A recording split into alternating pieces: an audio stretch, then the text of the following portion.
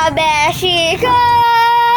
Welcome to my vlog! So for today's video, samahan niyo po akong maglomi. Ang mga kasama ko nga po pala dyan, syempre ang aking mga kapatid. Flex ko muna ang aming tindahan. Hindi pa po tapos yan. Shoutout sa aking napakabait na ina. At syempre, pahabol sa aking poging si Kuya Tatok. Ay Shay, tara na! Syempre, pupunta muna tayo ng 7-Eleven. Bakit? Wala namang lomi dyan. Para may pambayad tayo sa lomi. Withdraw ng kaunti. Syempre, alam niyo na yun. Nandito na po tayo sa aking favorite na Crystal Lomihan. At kakain na naman ang inyong kabeshi ng napakasarap. Mantatakam na naman yan. Sa totoo lang po mga kabeshi, hindi nakakasawa ang lomi dito. Napakasarap talaga. Lalo na po yung pagkakatimpla ng lomi.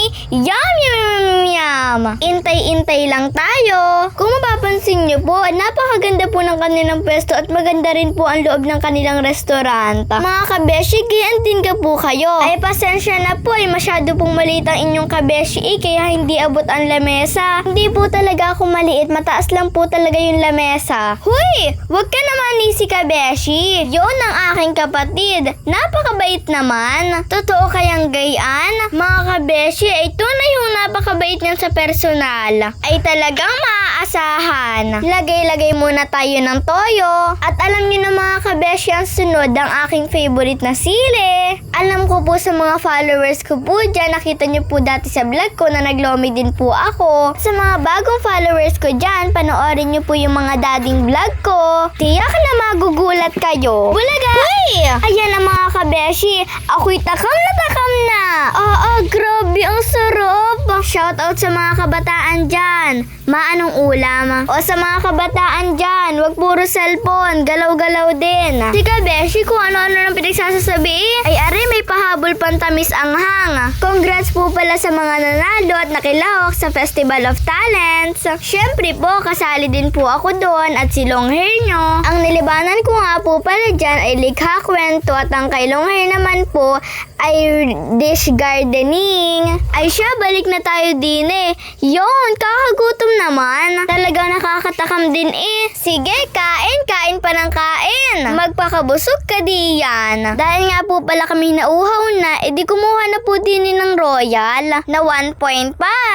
Ay talagang napakasarap po ng kain naming are. Ay talagang busog na busog po kami At ayan na nga, kumuha na ng baso. Ay ano kang pagkakarami? Syempre naman, tigi-tigisa Yan na nga po ulit si kabeshi nyo, hindi pa rin tapos kumain. At ayan po, nilalagyan na po ng yelo ang bawat baso. Kakauhaw naman. Shoutout po sa napakagandang si Ate Criza. Ingat po sa biyahe pag alis nyo. I love you, mamimiss ko po kayo. Thank you din po. Ako po talaga'y mahilig sa lomi. Tingnan nyo po, bumulos po ulit ako. Kahit hindi pa po ubos ang nasa plato ko. Syempre, para di maubusan. Huy! Joke lang po.